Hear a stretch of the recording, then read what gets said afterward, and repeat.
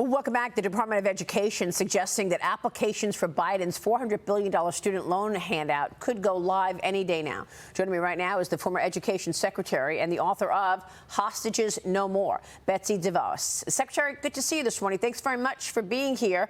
What is your assessment of the president's student loan forgiveness plan? Well, I think it's a horrible idea. It's also, I think, patently illegal. And we're seeing the reality around that as lawsuits are filed to challenge it. The Biden administration keeps changing the parameters around whose loans will be forgiven. Look, this is horrible policy. It's not fair to the 2 out of 3 Americans that never took out college loans and that are now going to be shouldered with the burden of paying them. And you mentioned the $400 billion price tag. A recent Wharton study has suggested it will be $1 trillion. So somewhere between $400 billion and $1 trillion of taxpayer funds being shifted to those who haven't taken out college loans, who haven't gone to college. And this is just an untenable policy, and it has to be ultimately defeated, I believe. So why is he doing it? I mean, you're right. You know, what kind of an impact is this having on the taxpayers who've already paid their loans or those who didn't attend college because they couldn't afford it? It's nothing but a political payoff, trying to buy votes in a off year, a mid-year election or a midterm election, and it's a pitiful attempt to buy those votes and to say to others who have dutifully paid, who have faithfully paid their loans, or who have not chosen to take out loans, that you don't really matter. We're going to make sure to secure these votes because they know they're the most progressive votes, and it's just really, really horrible policy, not to mention the fact that having been at the Department of Education for 4 years, operationally, they're not even prepared to be able to handle something like this. So there's a lot of talk about it now and a continued revision of who's going to actually qualify. Again, just, I think, an indicator that this is an attempt at a political vote buy. Yeah, and that's why the administration is facing at least 4 lawsuits right now from conservative groups over this bailout plan. They're saying that it's not only expensive, but it's illegal. That's what you just said a moment ago, that it's illegal. Tell us about that. That's right. Congress is the only one with the power of the purse. The notion that the president, the executive branch, can simply, with a stroke of a pen, spend billions and billions of taxpayer dollars without consulting with or getting the approval of Congress makes it illegal. And I believe the challenges will ultimately, I believe, hold this out.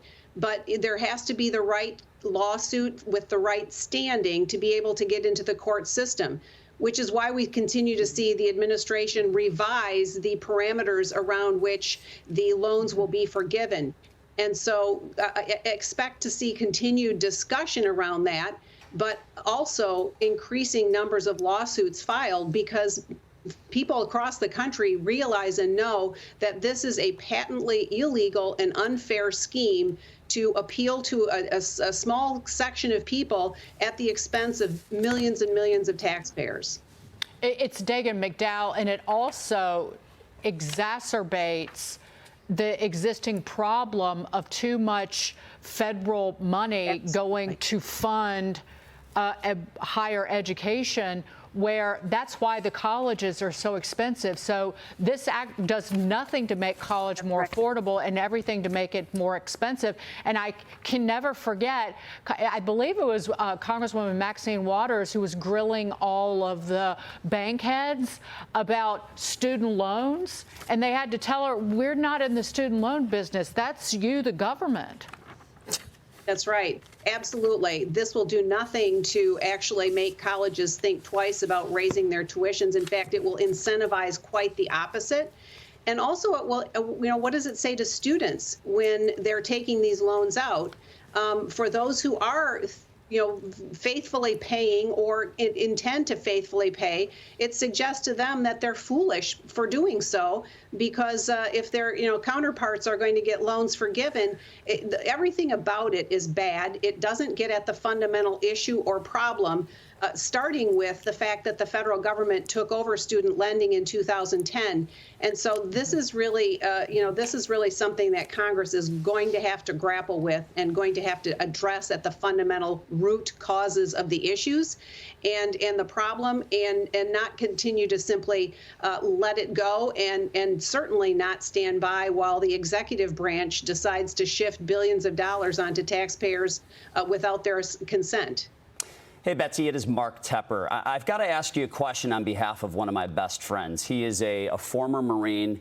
He served our country in Iraq, and then he went and he took out a $10,000 SBA loan to buy a camouflage plumbing van. He's not going to get that money forgiven, is he?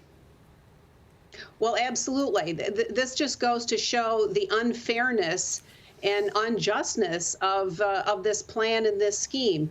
Not to mention that he probably earned for his service the ability to take out some student loans because of his service. So it's a disincentive also for those who've signed up to serve our country and have actually earned their tuition. Well, it's a bad policy all around, period. Secretary, there are also policies around wokeness in schools right now where children are being taught to, question and hate America and question their own privilege. What can be done about this? I've got friends with kids in schools who are outraged by what their kids are being taught. Well, and rightfully so. Parents are upset. They've had a front row seat to what their children have been learning, or in many cases not learning, the last couple of years. And those who can are voting with their feet. The answer to this is to pass policies that will support education freedom. Freedom for families to choose where their children's, the money already spent on their child is going to buy their child's education. And if their assigned school isn't working, they should be able to take those funds to a school or a learning location that is going to work for their child. Yeah, people are getting more and more confident about doing just that. Secretary, good to see you this morning. Thanks so much. Betsy DeVos joining us this morning.